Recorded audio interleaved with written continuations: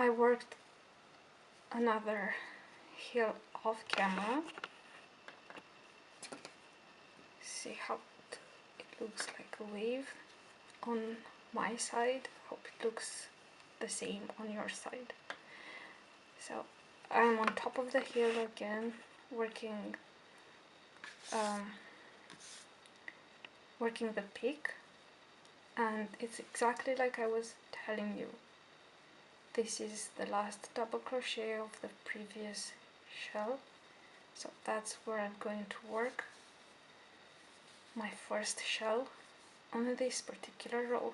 So that's 1, 2 and 3. I'm going to work another shell on top of this, and this one, as you can see, is the first double crochet worked in the same chain space in the previous row. So in that chain I'm working 3 double crochets.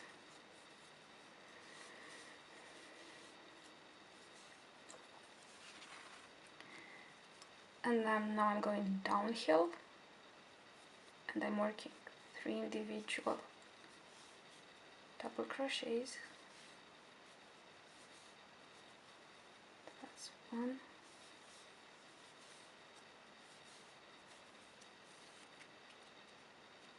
2 and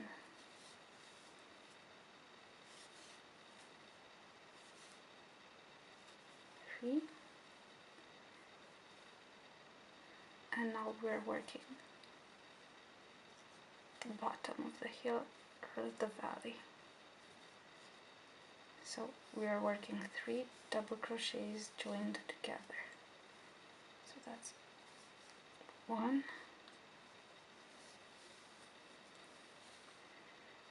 put the material through and hold, that's the second one, and we are working 1 right here. You see there's a major gap or a larger chain.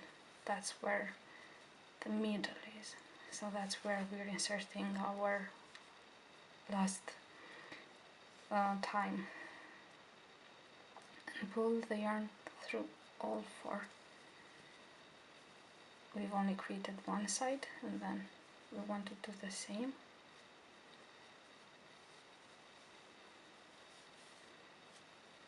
So hold, insert your hook through the next chain, and hold, and again, and hold, and now pull through all 4 of them, and then we're going to work 3 individual double crochets on top of, see there are 3 more and an extra stitch at the end. And I'm going to talk to you about that. So 1,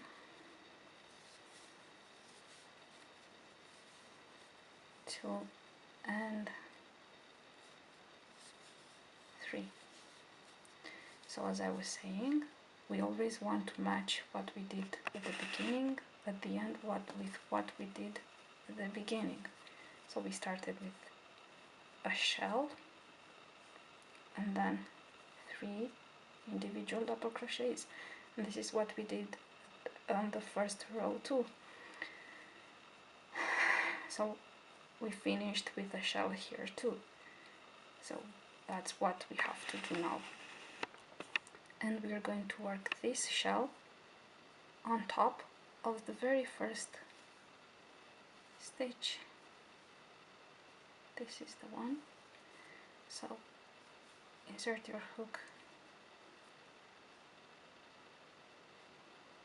below the 2 chains on top.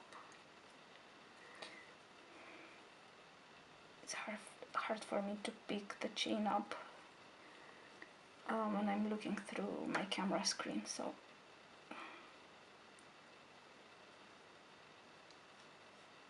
okay, that's 1 loop, and that's the second one. finally. So now wrap the material over your hook and pull through that and work 1 double crochet, but we have to work a shell in that same little chain space. So insert your material through that again, pull through, we have 2,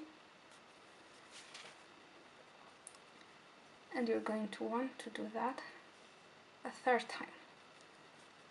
So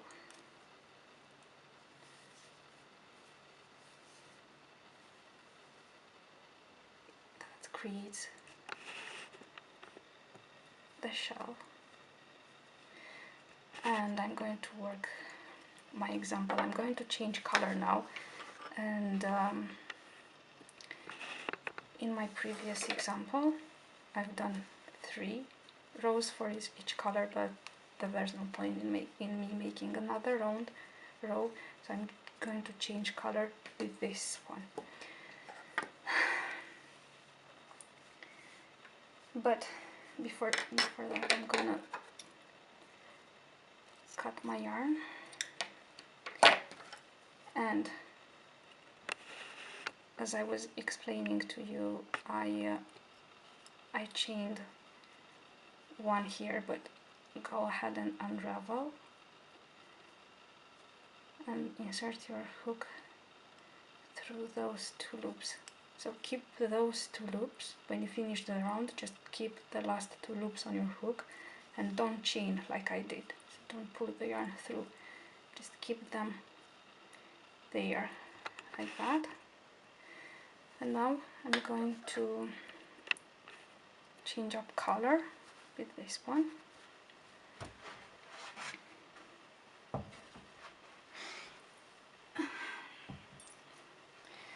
And what I like to do now is I like to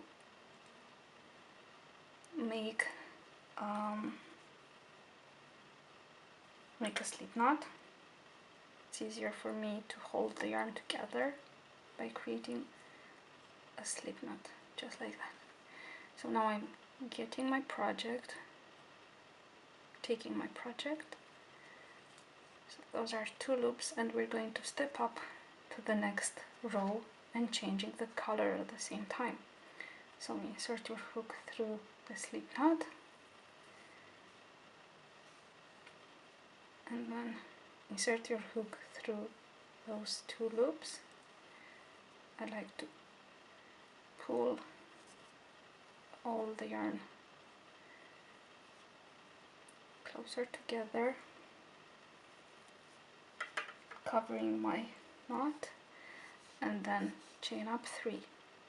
So 1, 2, and 3. We always chain up 3. If you remember, we always chain up 3, and the chain 3 counts as a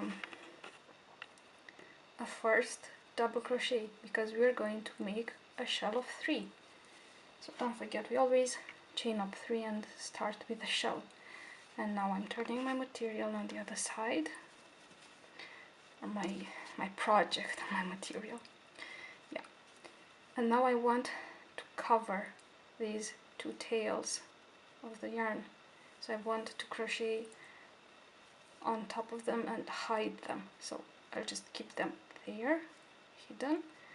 And now I want to work 2 more double crochet in this chain up space. We did exactly the same on the previous rounds. Remember that, right? So this is the first shell, that's the second shell. So we do that the same here.